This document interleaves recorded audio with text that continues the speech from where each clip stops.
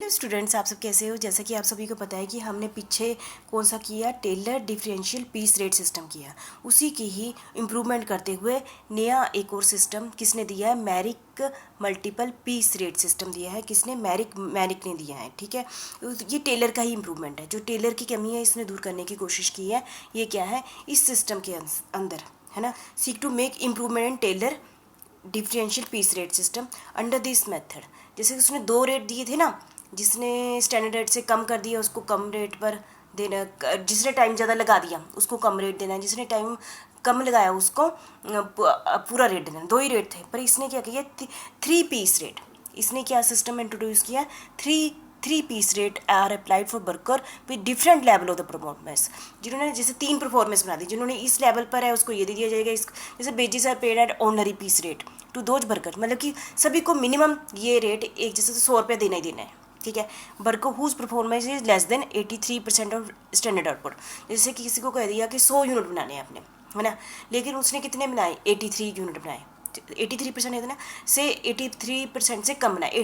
जैसे by chance किसी, सुनो आप, एक वर्कर को कहा आपने 100 यूनिट, स्टैंडर्ड आउटपुट कितनी है, बनानी है 100, है ना, पर लेकिन उसने बनाए 80 बनाए, तब भी उसको एक फिक्स रेट कर दिया कि उसको एक चेयर का 100 रुपये मिलना ही मिलना है। एक चेयर का 100 रुपया मिलना ही मिलना है, चाहे उसने स्टैंडर्ड आउटपुट 100 से 83 बनाए। ठीक है, पहला ये हो गया। दूसरा एक ऐसा वर्कर जिसने 110% से लेकर दूसरा वर्कर जिसने 83% और 100 के बीच में बनाए हैं। जैसे कि 100 यूनिट नहीं बनाए, 100 यूनिट बनाए या 83 बनाए, 84, 85, 86, 87, 100 के बीच में बनाए। 83 से लेकर 100 के बीच में, क्योंकि स्टैंडर्ड आउटपुट कितनी है 100। यदि उसने इतने चेयर बनाई 83, 84 है ना, 100 के बीच तक बनाई है, तब उसको किस रेट पर देना है, 100 का 110% देना है। जो भी हमने ऊपर दी ना, 100 का 110 रुपये के हिसाब से पेमेंट की जाएगी। ठीक है, जिन्होंने 83 से कम चेयर बनाई है ना, तो उनको 100 रुपये देना है। ठीक है, और जिन्होंने समझो 100 चेयर बनाई है या 85 चेयर बनाई है, तो उनको 110 रुपये के हिसाब से पेमेंट कर देनी है। ठीक है, और ऑफ द स्टैंडर्ड जिन्होंने 100% से स्टैंडर्ड आउटपुट से ज़्यादा कर दिया, जैसे कि किसी ने, जैसे हमने बोला स्टैंडर्ड आउटपुट 100 होनी चाहिए, यदि उसने 101 बना दी चेयर, तो उसको जो बेजी से कितनी है 100 रुपया, तो 120 रुपये दिए जाएंगे। ठीक है, मैंने 100 रुपये इसलिए लिखा है, तो आप ऐसे कन्फ्यूजन मत होइए। मैं फिर से एक और एग्जांपल ले लेती हूँ। जैसे किसी वर्कर को कह दिया आपने 200 यूनिट स्टैंडर्ड यूनिट है, ठीक है, और आपने 83%, यदि उसने 83% कितना हुआ,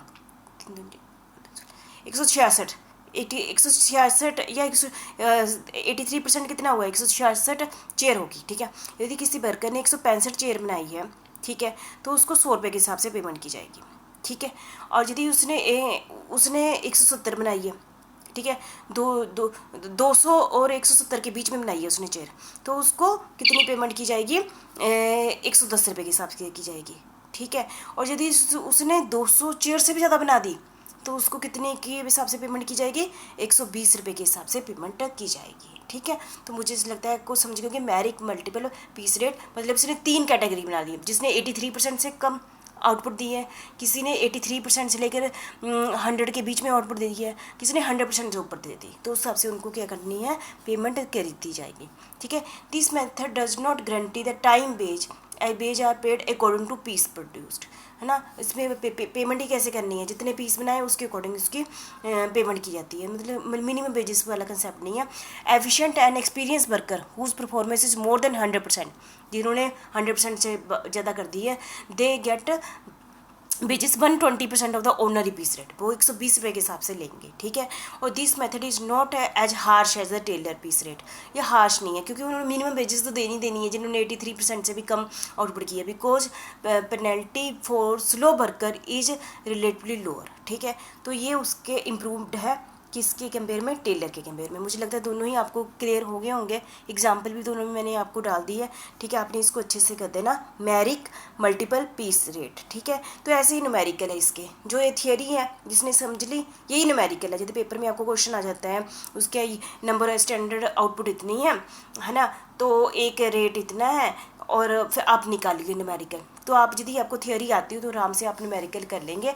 आप इस वीडियो के बाद इसके 1-2 एग्जाम्पल कर लेना मेरिक सिस्टम के हिसाब से कैसे बेसिस निकाली जाती है, तो आपको बिल्कुल 100% क्लियर हो जाएगा। ठीक है, थैंक यू वेरी मच।